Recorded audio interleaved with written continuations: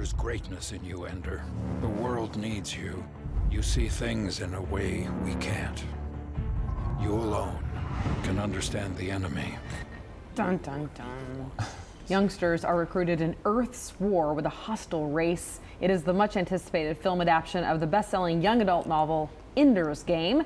As always, your movie friend Aaron Dicer joins us this morning. Good morning. Thank you for being Sarah. here. Well, you're very welcome. So I briefly went over the plot there, but tell us a little bit more about what this one's about. Well, it's kind of complicated. I mean, this is a very deep book. It's kind of complicated. It is a deep book, and in fact, this is a book that many said is unfilmable. It's kind of one of those books that people thought, you can't really put this in a movie. There's just too much. Well, they were wrong. They did put it in a movie. They managed to do it, and I think it turns out pretty well. I mean, there's a lot of complexity to it, but I think you get the idea of what's going on. Basically, we're in a war with an alien race. Already you're out. I know, Sarah, you know, it's science fiction. It could never happen. You don't want to see that. But check out here. But for those of us who love sci-fi and love thinking of those ideas of what that world might look like and how we might respond militarily and what we would do, the twist in this is that they decide to use children as their warriors because their minds are more pliable and able to, you know, think through what the enemy is doing. So that's kind of the gist. And so you've got this young kid who has to lead this army, and then you've got Harrison Ford,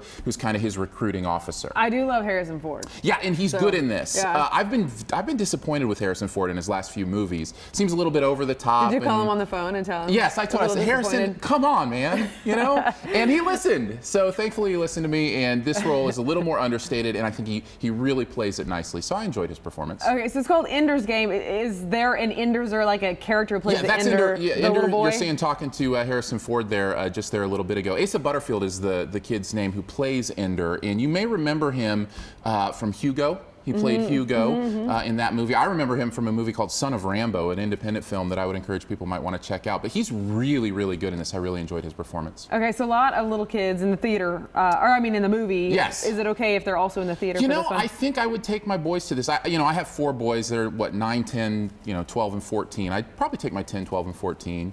To this, maybe on the edge with 10. The only thing I would worry about is maybe the intensity of the war stuff. You know, that's some serious kind of stuff you're dealing with there when you're thinking about going to war with another race and what that looks like. And so, but other than that, yeah, it's, I think they'd really enjoy it. Okay, so you kind of mentioned it there, but best, worst, and final grade here. Sure, yeah. Best thing is about Ender's Game is the included details of this movie. I love the details of this world that they managed to fit in from the books.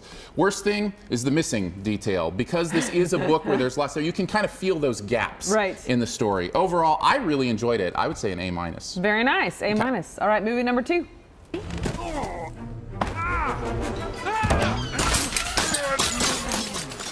This one, a couple of time-traveling turkeys look to change the course of Thanksgiving history. In Free Birds, Owen Wilson and Woody Harrelson lend their voices to the CGI family flick. And I guess it was bound to happen. Time travel has invaded children's films now, and now they know what it is. Yeah, I have to tell you, all you have to say is time-traveling turkeys, right? And all of a sudden you're interested. I mean, that seems like a really interesting plot. Yeah, this is kind of your typical take the kids, have them enjoy a film. They wanted to base it around Thanksgiving. It's kind of our first real, kids' Thanksgiving movie. You hear a lot about Christmas movies and Halloween movies even, but not a lot of Thanksgiving movies.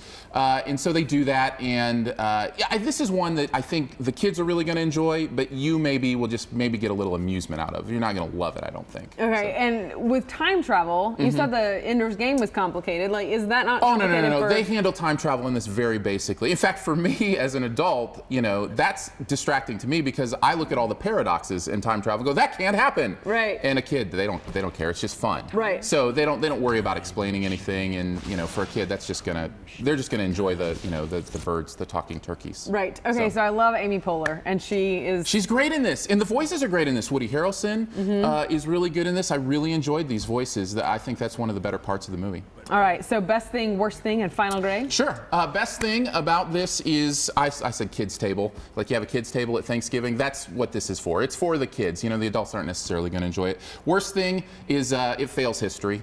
It gets history very wrong. And they try to do this kind of humorous thing at the beginning where they're like, hey, we know this isn't really history, but that still doesn't excuse you for some of the, you know, the ways you change what the history was. And there's this little thing with, you know, kind of the turkeys in the olden times being dressed like Native Americans that may be a little insensitive. And so there is kind of that element of, you know, playing with things that maybe you shouldn't have played with. All right, so final grade. Final grade? I'd say a C. A C. Yeah, you kind of lost me at failing history. Yeah. Like with Abe Lincoln, they had some historical, you know? And I know that they tell you that, but I still want it to be true to history. Right. Of the two this weekend, I would say you go to Ender's Game for the whole family, and you go to Freebirds just to entertain the kids. Okay, very nice. Thanks, Aaron Dicer, your movie friend this morning.